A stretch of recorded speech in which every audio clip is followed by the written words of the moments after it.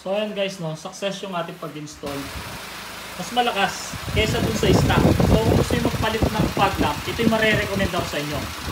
Okay, so tignan nyo to. Ang lakas ng kanyang fog lamp. O diba? May silbi na siya.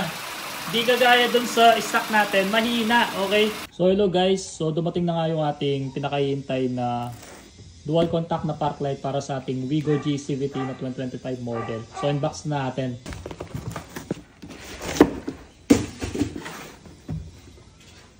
Ito yung brand niya guys, DLAA.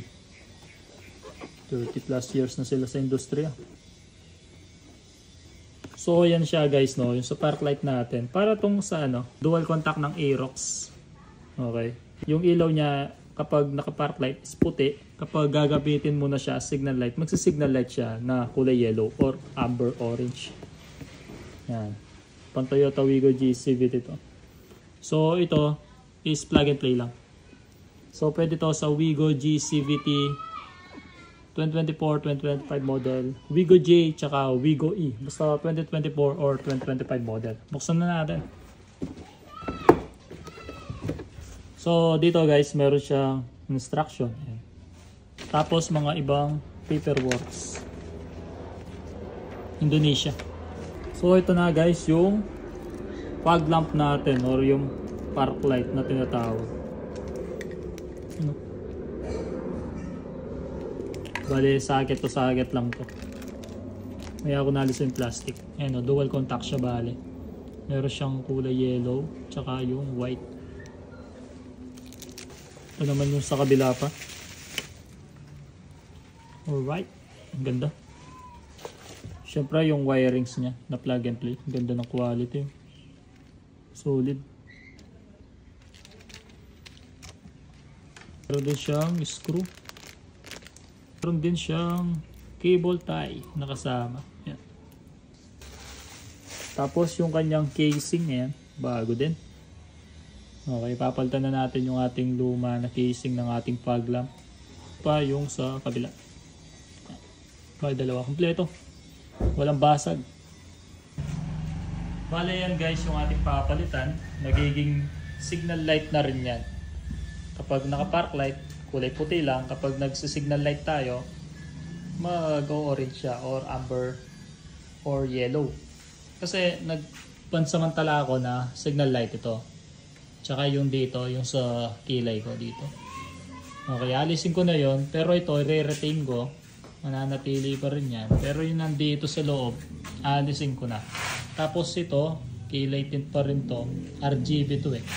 Gumagana pa rin to signal light pero inalis ko na. So, magiging signal light ko na lang ito para visible tayo sa daan. At saka ito. Siyempre, ganun din sa kabila. So, bali magagalaw lang dito guys. Itong bumper na to. Okay? Alisin lang natin to. So, meron yung bolt dito. Banda dito sa loob. Tapos, meron din sa bandang baba. Tapos, siyempre yung mga clip. Meron dito. Tapos, meron dito. Dalawa. Kabila niya. Tapos dito sa taas, yan. Saglit lang naman yun. Basta matrace nyo yung mga clip tsaka mga bolts kung meron man. Tapos itong ating strip LED light, adsin ko na to. Okay, pansamantala lang naman to. So ito na yung magiging signal light natin. Tsaka ito, tulad ng sinabi ko kanina. So ayan guys, nilapag ko na dito sa sala itong bumper, no? Natanggal ko na. Ayan, so bali alisin na natin itong kanyang fog lamp, kabilaan. Alright.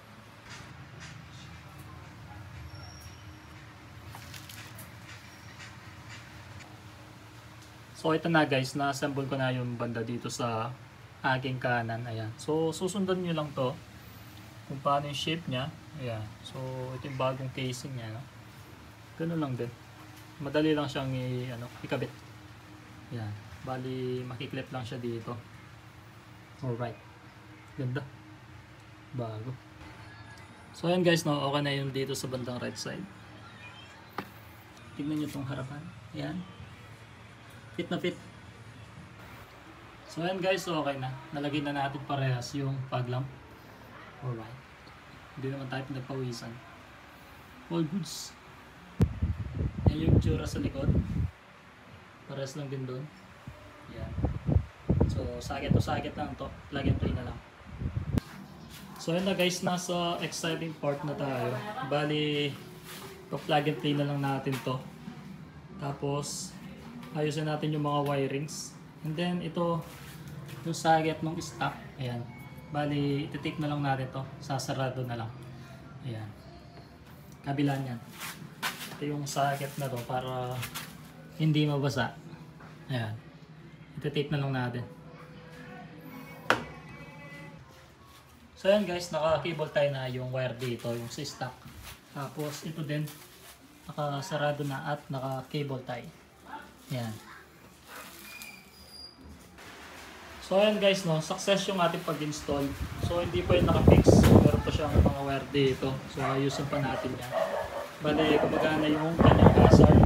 So di ko pa natetest kung pag nag-left tayo is kung magle-left to. Tapos ito naman, tignan natin kung pag nag-right tayo, magra-right din siya. Okay? So try muna natin.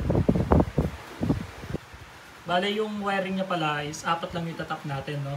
So dito sa blue wire, ito yung park light. Tapos yung green wire, ito yung signal light. Okay? So dito baliktad naman. Ang dito, yung signal light niya is kulay blue. Basta dito blue. Tapos yung dito siya nakatap yan. Okay? Sa blue yan na wire. Dito sa socket.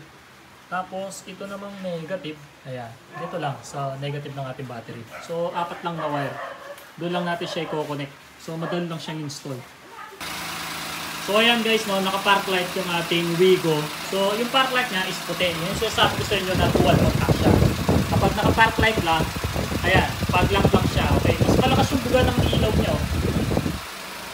Mas malakas kaysa dun sa stock. So kung gusto nyo magpalit ng fog lamp, ito yung marirecommend ako sa inyo.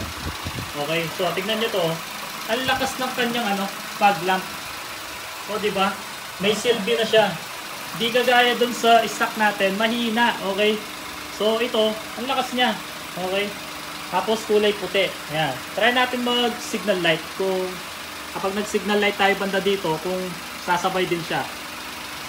Kapag nag signal light tayo doon, dapat sasabay din siya. Try natin.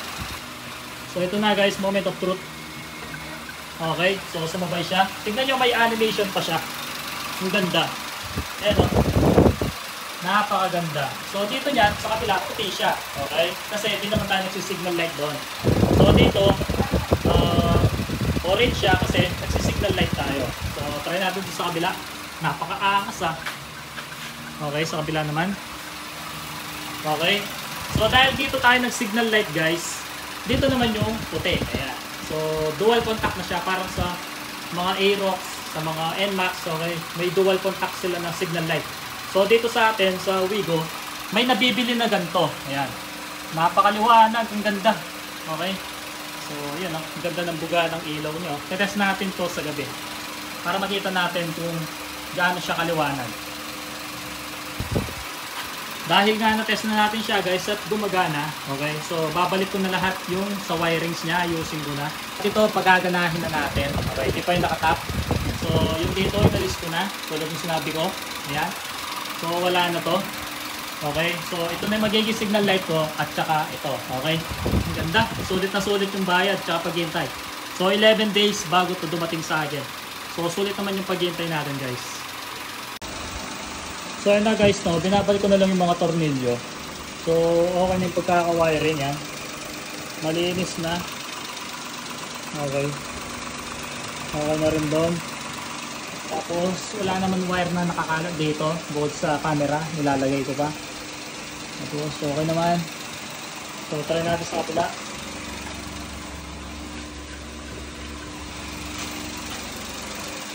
Okay. Goods na. Walang hyper flashing, walang problema. Alright.